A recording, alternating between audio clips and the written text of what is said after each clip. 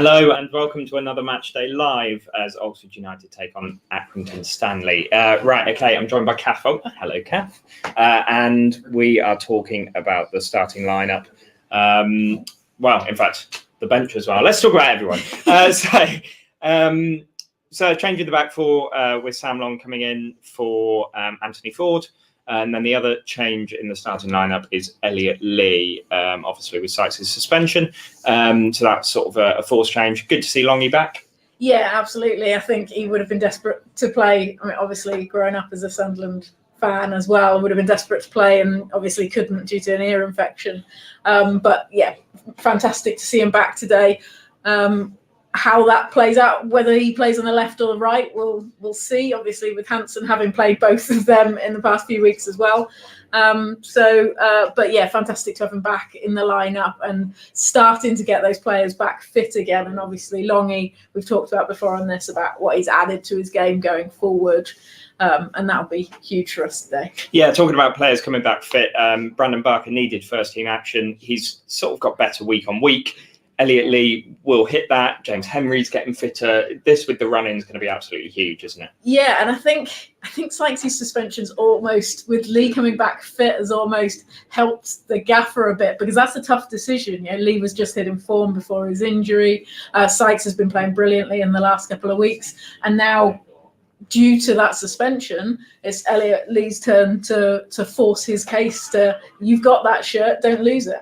And I mean, that goes throughout. When you look at the players on the bench, everyone is fighting for their shirt at the moment, and that's huge. Yeah, absolutely. It is. Once you get that shirt, can you keep hold of it? Because, yeah, with those players coming back, we've obviously seen Henry come back and assists goals immediately back in the squad. We all know what he can do, and maybe we've talked as well before about the start of the season wasn't his best performances for us, but almost coming back from injury and having that rest, he's come back the player that we know. Yeah, absolutely. And it's a warning for other players as well, that if you drop out of that 11 and a player coming back from fitness gets your shirt, then well, yeah, I think we've seen that with Hansen and Ford both coming in and both sort of making that claim. Yeah, absolutely. You've had a very busy weekend.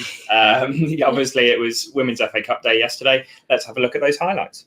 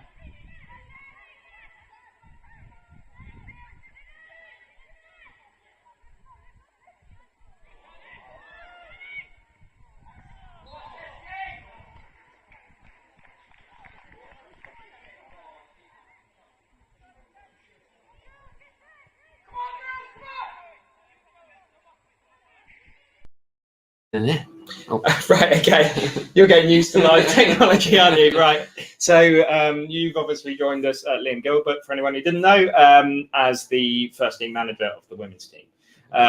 Well done, first of all. Thank you very much. How was the game? It was a nerve-wracking game, but girls were absolutely superb yesterday. Every single one of them. It was a reward for all the work that everyone's put in, to say the least. So I think we touched on it last time. For anyone that didn't watch last time you were here, you had from Monday to train for yesterday's game, and you were playing against a team who haven't had or have been in different lockdown rules. So they've been able to train. I don't know if they've had friendlies, but in theory, local friendlies if they wanted to. So I mean, going ahead so early, how quickly will legs get tired? Because that adrenaline will be there from the off. Oh yeah, we're speaking with some of the girls after the game yesterday. I think adrenaline was a massive factor for carrying us through, but we were just so professional in everything we did, and the way that we set up and stuck to our game plan helped a lot. And going ahead early allowed us to sit back a little bit and invite pressure on as opposed to going and chasing the game, which again helped given the situation. You're obviously a football fan as well. How different is it? Like a 1-0 from a fan point of view, unless it's in the 94th minute, like your heart's going like the clappers. How is it from a management point of view? Exactly the same. Exactly the same. My heart rate. Thankfully, the Apple Watch didn't kick off yesterday, but my heart rate going through some of the moments yesterday must have been up there. Especially a few of the moments. We had a few cagey moments, and then a few moments where we could have made it a little bit more comfortable for ourselves. Yeah, I think you saying about your watch kicking in. I had a Fitbit a few years ago. It said that during one match I did 78 minutes of hard exercise. So yeah, it does get you going. Right, what's next? When's the next round? Next game is next Sunday. So we're home to Billericay, and with the game's going to be live streamed. So our home games we play at Oxford City, and I spoke to them this morning. They're going to live stream the game for us. So if fans want to watch the game, it will be able to watch it from home, which would be amazing. Yeah, absolutely. That's fantastic.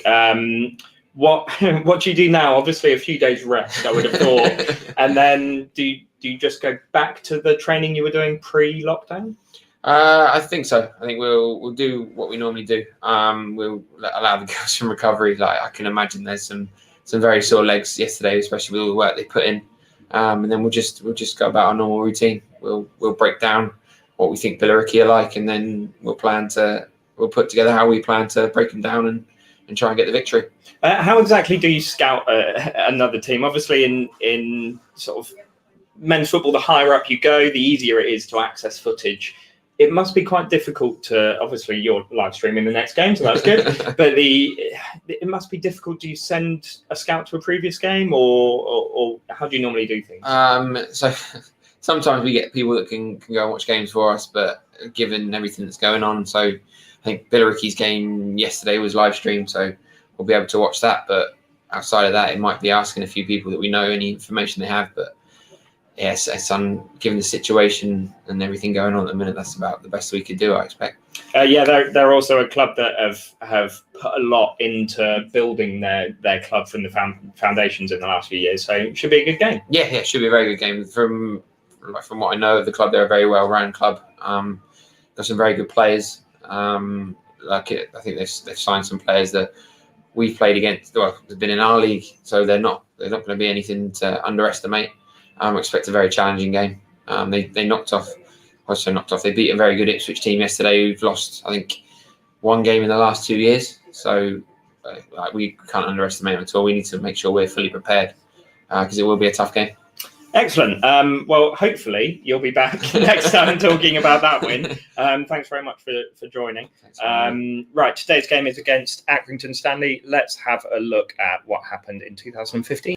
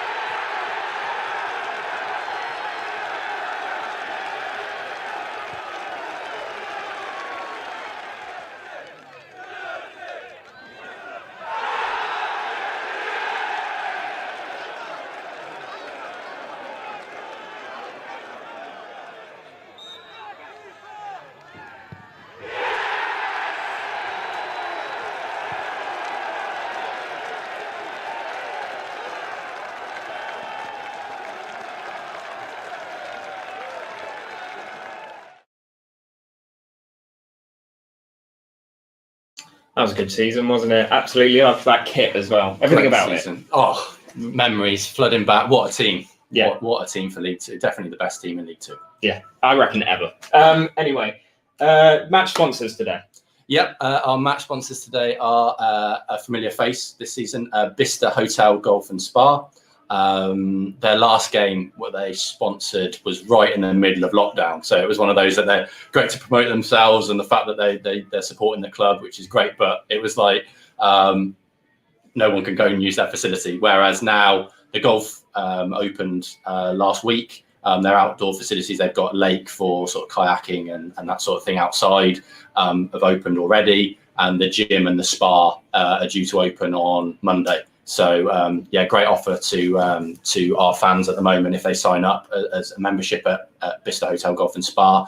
For the gym membership, they receive £50 worth of vouchers. So no excuses. Get yourself along.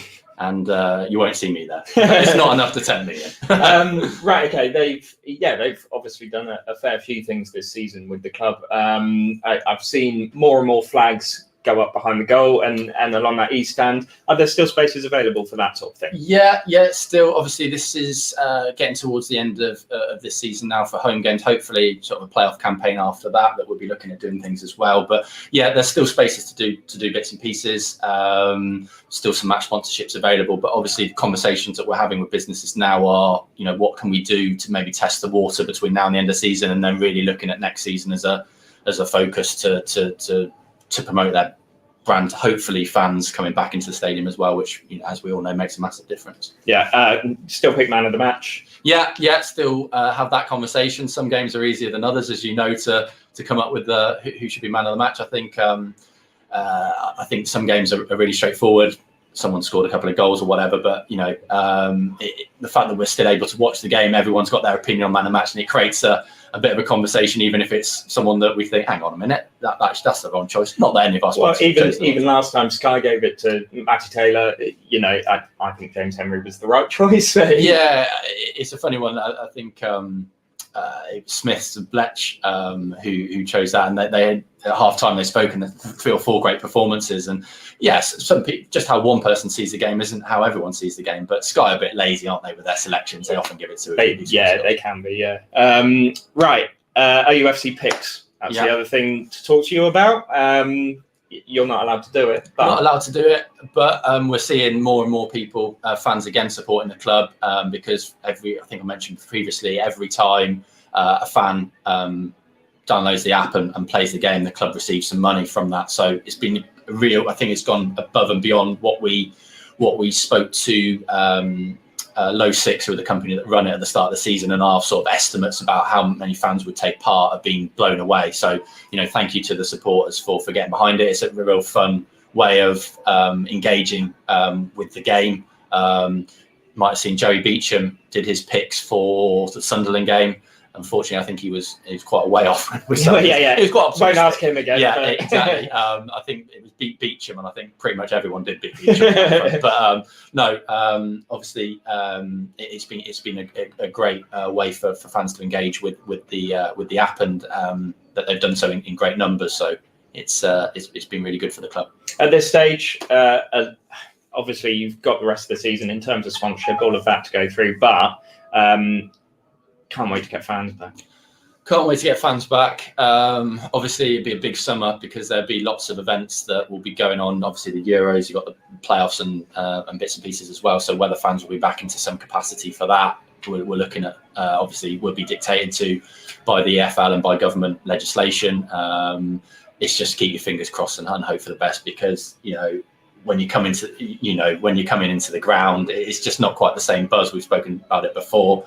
But I think the lads have done really well, considering it was great to have those fans back for a bit of a period in November, and obviously we're looking forward to being greeted and having the fans back for hopefully the start of next season.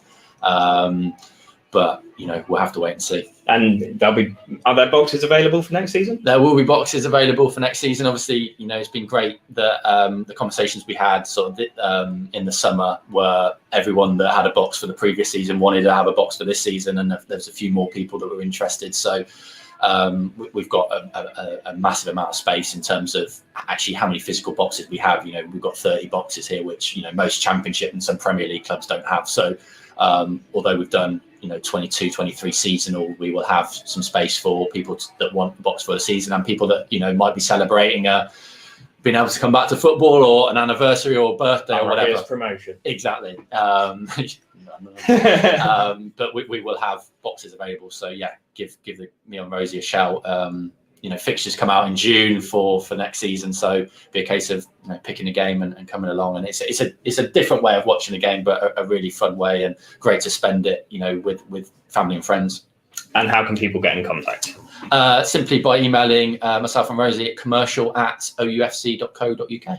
Excellent. We should one day Always. we'll have the technology to put that at the. There's not enough room for anything other than our hair on the screen as well. Well, hopefully by next season there will be. Right. Okay. Let's have a look. Thank you very much for coming on. Let's have a look at last time Oxford United played Accrington Stanley.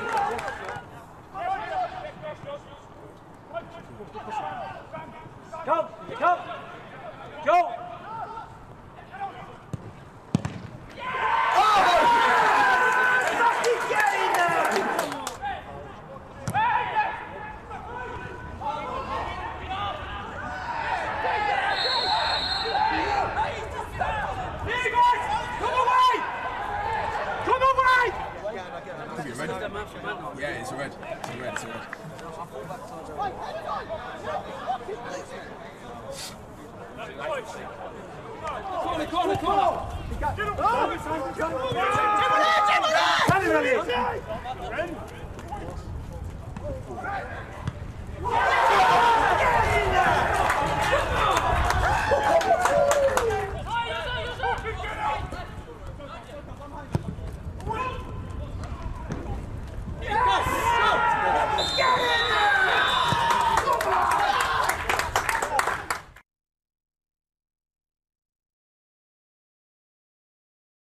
Apologies about any sort of fruity language picked up during that. It's sort of the problem. One of the problems with not having a crowd in, isn't it? You can hear absolutely everything. Yeah. Joined by Martin Podetsky, Hello. club historian. Right, okay. So Accrington Stanley. I've got the stats thing up here. But what I will ask you first, I played for both. According to Wikipedia, who played more times for Accrington? Was it Fosu or Clare? Oh, that's an interesting one. I think that would be very tight. I will say Fosu for no other reason than I think it might be right. They both played 8 times. It was a trick question, but who played more times for Oxford? Both were here in the first team setup, or have been thus far for half a season. I think Tariq. Yes, 25 to 17. Right, okay, so here are the stats of previous times we played. My stats.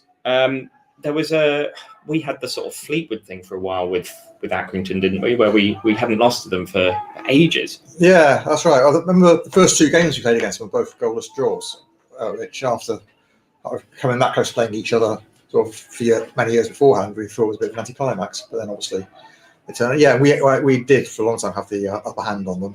We still do, obviously, if you look at the stats. But I thought it was a bit more clear-cut than that. But there you go. Yeah, it's actually surprising how quickly we played that many games. Oh, that's right. Today's the 20th, and the first game against them was in 2010. Well, it just shows we've sort of gone up and down together since then. Pretty much. Here's the other stat in terms of form. So we've got the edge. but I mean, obviously, we tried to find the things that are fairly close to each other. Yeah. Well, of course, we lost our last time out as they got a quite good draw against Spurs and Albion, Who were doing really well at the minute. Yeah, who were revived. But before that, of course, they lost 7-0 to Peterborough. Mhm. But, I think when Peterborough are on top form, there's not many teams that can live them in this division. So No, really strong squad, Peterborough. Right, other players played for both in there. I obviously mentioned the top two. Yeah.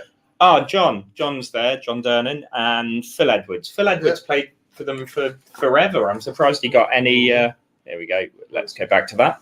There we go. Program, see, John Dernan, Phil Edwards, John Dernan, Phil Edwards. You've got told on you. It mirrors it on our screen. Phil Edwards, sort of 250 odd appearances for that. Yeah, that's right. Yeah, and not quite so many for us, but I remember him as being a very solid fullback. He was the right back Joe Scars, wasn't he? Right, really, that very solid. Yeah, played for Wembley, played at Wembley for us. So obviously, a kind of a hero, even if we didn't win that game. The other player who's played for both is a chap called Barry Smith. Okay. It goes back. We played for us when we were Headington United and Accrington Stanley when they were in their previous format when they were in the Football League back in the very early 60s. So there you go. Well, you've given a preview of the programme. Let's have a look at that. So that's Matty Taylor. Is that from his celebration of his goal down here against Lincoln City? Yes. It is indeed. Yes, we'd like to be as current as we can in the programme.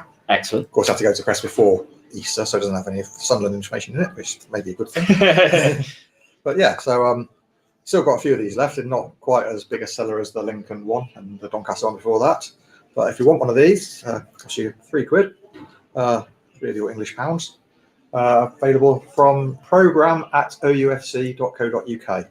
I think one thing that I've noticed, I think lots of people have noticed, is where it's a very unusual season, anything can happen in any game. Yeah. So, we've had our enormous run of victories. That record's broken. Beaten Fleetwood, that record's broken. All of these things that can happen. Any game has the power to do that. This could be a record game to get the programme.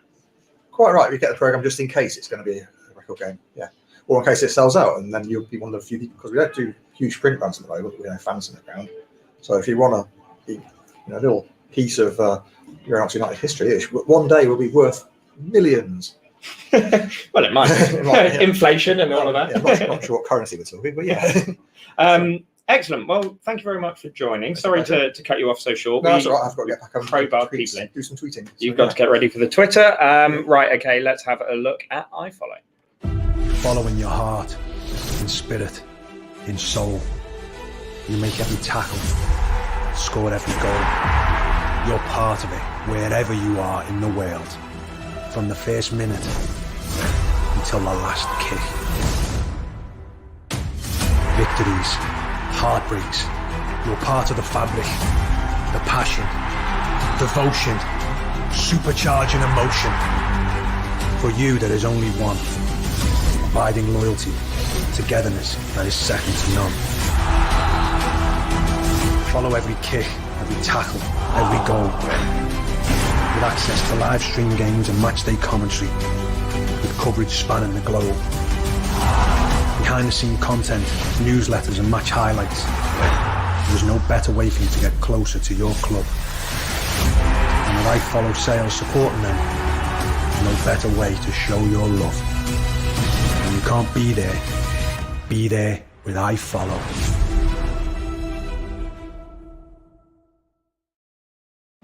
And we have a third Liam today, so hello Liam. Hello, good to see you. It's nice to be back.